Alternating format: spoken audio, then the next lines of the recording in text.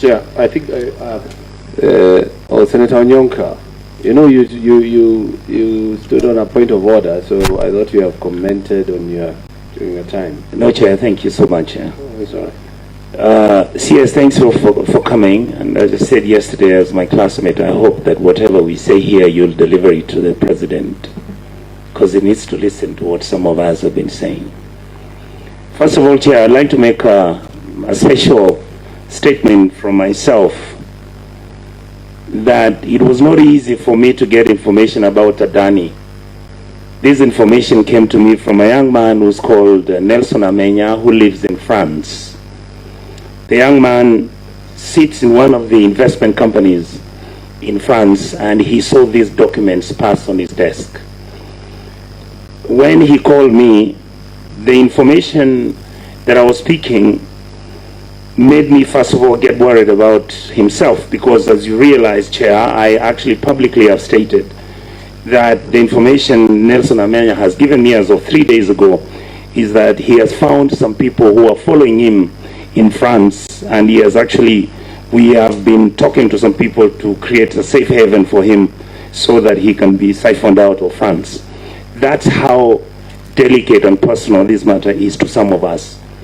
So, CS, I would like to, if you come across any of your friends who have been participating in this thing, tell them to leave Amenya alone. Tell them what we are trying to do is discussing issues about either we accept that Kenya is going to be a country of public good or is going to be a country of private good. And what we are saying is that we have information that we are going to table here, and I will tell you, my CS, some of these things are shocking, completely shocking. I would like to ask you, you can answer or you can keep the information and answer me before. Chair, I will start with asking the CS. Do you know somebody called Jayesh Saini? Yes, I do. Thank you. How do you know him? I think he's in the health industry. Thank you. Yeah. Would I be wrong if I said that Mr. Jayesh Saini is the one who has actually been given the transaction of managing our shift, which is the new development out of NHIF, because he's the owner of Nairobi West Hospital, and he is the one who is actually been given the complete system of the financial management of the shift. Point of order. I would want, Senator, we restrict ourselves to the mandate. Chair, I think you're wrong. No, you're wrong, Chair. There's a reason why. You have to allow me to interrogate the matter. You must allow me to interrogate the matter to its logical conclusion. Let me explain. Yeah. Then you can make a ruling. And when you get out of the rail... I am not. There is a relationship between the corruption that is happening with the Adani deal and what Mr. Jayesh is doing. Because Mr. Chair, don't get keep for him.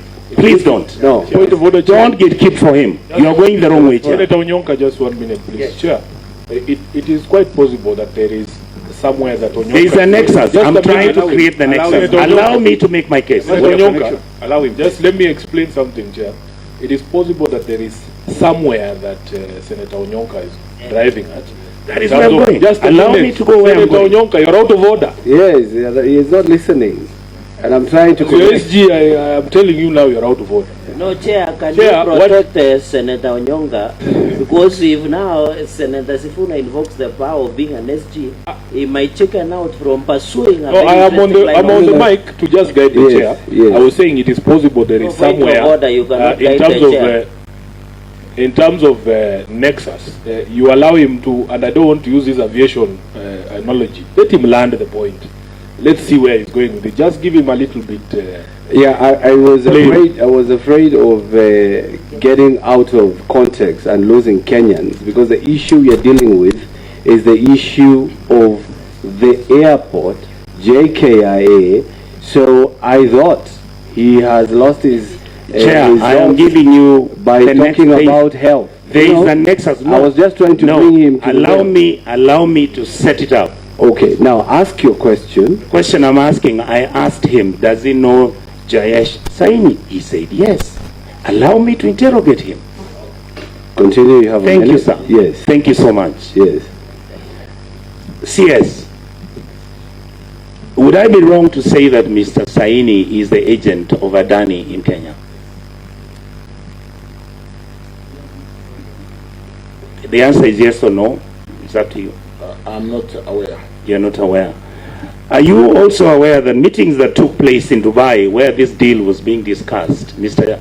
Jayesh Saini was sitting in that meeting with individuals from the Kenyan government, and I will state here that the person who met Mr. Jayesh Saini in Dubai was Honorable Murkomen when he was the minister in the position you are in? I am not aware.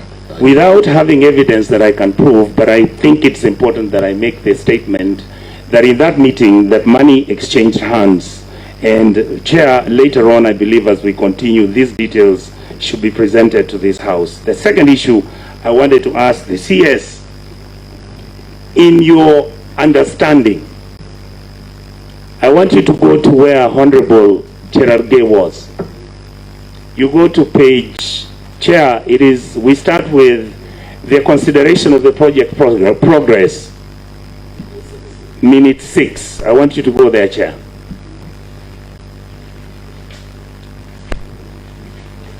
And your MD of KAA could answer this because it directly involves him, but again, it is under your jurisdiction. A PPP project is considered under the following factors: value for money, affordability, commercial value, manageability, and acceptability. The PIP by AHL was submitted on the 1st of March. The evaluation report submitted to the PPP committee on the 8th of March. On the 13th of March, they conducted a feasibility study. And on the 28th of March, submitted a feasibility study report on the 3rd of May. During that period, if you notice, this is only 1 month. Is that possible that this could be done? 18 days. Like you did say, I will allow the CEO to answer that, but this is the feasibility study that I did call in my opening remarks, in my opening response, an initial desktop due diligence was done by KAA and the PPP Directorate. So to the extent that you are just getting information desktop from the internet, from which airports they have built, like what we've gotten from the letter from Senator Roba, that could be done in a day. You've not answered my question, sir. This report, I repeat it to you, please, I'll be very slow.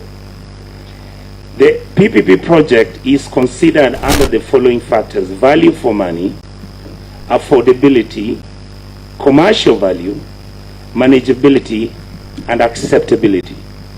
The PIP by AHL was submitted on the 1st of March. Please write that date down. Yeah. After that, the evaluation report which was submitted was done on the 8th of March. Next, on the 13th of March, they also ended up conducting another feasibility study. Then on the 28th of March, they submitted a feasibility study report, I believe, to your committee for approval. The question I'm asking you, in a period of 30 days, do you believe that somebody can actually get into our airport infrastructure, do a feasibility study, talk to the people who work there, talk to all the stakeholders, and then make a presentation that you use as a CS and make a logical conclusion about this exercise? I think, Chair, what we're basically saying is PIP, privately initiated proposal, has been submitted to JKIA on that date. They could just submit it to the PPP committee with a covering letter. So you agree that they actually did the feasibility and finished and gave you all the that's why I call it a desktop. They are basically saying we've No. In this statement, there's nowhere they have said it is desktop. So the answer I expect you to give is yes. It can be done. It can be done. It is just one stages Thank you. of submitting the proposal to the PPP that we have read, we have done some preliminary work, and we are submitting to the committee for consideration. Thank it can you. be done. go back to where Honorable Cherargei was, and he said there were different quarters in government who had an issue about. That is the board. That is the board telling you that this report which is being tabled, there are certain individuals in government, and this comes immediately after this feasibility study, after this report you are saying that it can be done. In 30 days, individuals were sitting and telling us that our airport, which is worth 1.2 trillion shillings, can actually be given to somebody at 136 billion shillings for a period of 35 years or whatever it is. Did it occur to you, Bwana Waziri, that when people in government have an interest in this matter, what did it mean to you? Because we didn't know. So I'm talking to you as an outsider. What was your interpretation of this? Like I've said, Chair, on again and again, we've not had many PPP projects succeeding in Kenya. And even as we sit here, we are asking ourselves, should it be PPPD, should it be PPP? And therefore, was the board privy to the full runway of the PPP process? Did it mean submitting to the Treasury was for approval? No, it was going to stage 2, it would go to stage 3, it could go to stage 5. We're currently doing a detailed due diligence, a proper due diligence that you visit, you answer the kind of, you look at all the details, and by the time you reach stage number 20, it will possibly be a procurement cycle that is taking a whole year. So to the extent that we are employing PPP for mega projects because we don't have the kind of outlay capital to invest, somebody is possibly asking also in KIA, why not competitive PPDD process and so on and so forth. But this is just stage 2 of the 20 stages, Honorable Chair. CS. But let me allow. CS, just a minute. Yeah. Through the chair, Senator. Through the chair, thank you, Chair. CS, that's not what I asked you about. You are a cabinet secretary in government. You have gotten a document that has been written by a board. Let's assume this board is Sony Sugar. And members of the board tell you, you want to hold a PPP exercise in this factory. We are uncomfortable with it because we have received information that some of your government officials and people, big time players in your government, have an interest in that matter. What does that imply? Let me just a point of order, Mr. Chairman. That question was asked to the CS, and the CS is the one who has taken oath. If the acting managing director wants to answer, he has to do so with permission from the CS. But you cannot just jump in. Is well advised? It is, and the CS should allow you to take the microphone. Yeah. But I understand you don't understand, so we accept that. CS, can we proceed? Feel free to direct any member of your team to assist in answering questions. I'll do that, Chair. I think to the extent that we've received a PIP proposal to basically build an airport that we've been desiring to build for 13, 14, 15 years.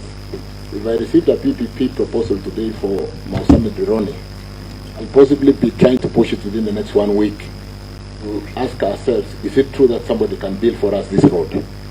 It's not something that I want to sit on in my office. I'll possibly be talking to everybody and saying, we have this proposal, can it work?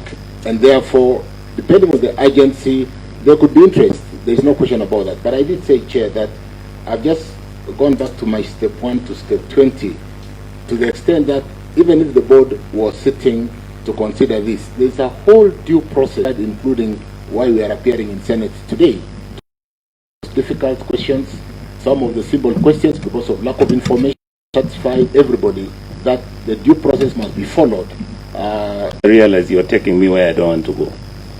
The question I wanted to ask, Chair, is very simple. Who delivered the report, the evaluation report, and how was it delivered to whoever that received it, the proposal? Can the question be made clear in terms of, is it the delivery process? Or you see, there is, if you look at The issue that I have read here severally about how the board met, and in a period of 30 days, there was everything that was taking place, and that was geared towards producing a report to justify and prove why this is a very good deal. Who delivered that report, and when did they deliver it? And how did they deliver it? There's a reason why I'm asking that question. Yes, you want to assist me on this, but the more I think about the 30 days, I think they took so long if we really needed an airport. If you receive that today, it should be out of... I'm looking at the documents you gave me. Which you are the one who gave me the documents. Which point of order, Chair? I think the CS should give us, should respect our intelligence. We're not talking some nursery school kids. Respect our intelligence and address us as adults and address us as senators of the Republic of Kenya. Are you addressing Churchill or addressing the chair? I'm addressing... I think the best thing for us to do is that on a CS, when a question is directed to you, just be direct to the point and to avoid, you know, and answer. If you know the answer, say I do. If you don't, we are lenient as a committee. We can always read between the lines. So kindly, and also it's also good for us to know that we are governed by the standing orders. And I'm really withholding, you know, invoking some of the standing orders, like standing order 105, which is a statement of facts whenever we are interacting with this department or with this issue. So let's restrain ourselves to the issue at hand, which brought us to this committee. By so doing, we'll be able to get answers. And that's why, if initially when we started, remember we're giving every senator about 3 minutes, so that you ask your questions and you get a response. So the moment you bring this kind of interaction, you will have point of orders, and we might lose the points that you want to execute. I actually nearly want to agree with you, but let me tell you why I'm cross-examining this. No, proceed with the reason. Please allow me. There's a very good reason I want to do that. Chair, you know, yesterday I said something about CS changes. He's one of the few people, out of my interactions with cabinet secretaries, and you know I have a very low opinion of the cabinet, but he's one of the few who is usually very forthright. So, Honorable CS, I am, you remember I owe you something. Congratulations. Please don't get derailed. I need you to be the same forthright person. If something is wrong, Honorable CS, the CS that I know, will say it is wrong. And it was not you. You are not there. Yeah, so throw people under the bus if you must, but you must retain Onyoka is scaring him. Thank you, Chair. Thank you, Chair. He's my former year mate in the university. We love each other. We've spent quite a bit of time together. Yes. I'm just trying to make sure we get the truth about this. The next question I want to ask, actually, Chair, through you, is not to the CS. I want to ask the gentleman who has been acting. And you said your name is who? Henry Ogoye. How long have you been at the airport? Since 2006. Since 2006. Please allow me to interrogate this. Chair, I would like to present this document to you because it's a public document. That is the report that was done by Honorable Kosing under the Hansard, and that report, very, very fortunately, Chair, our deputy chair was in that committee. My current deputy president, Honorable Gachagua, was in that committee, and the other person who was in that committee was Honorable the Solicitor General, Mr. Mose, Shadrach Mose. Why do you think the report which came 2018, and it was saying that we cannot give our airport under the PPP arrangement, why did the committee make recommendations that that should be stopped? And when did the government change the policy? The same question that Honorable Sifuna is asking.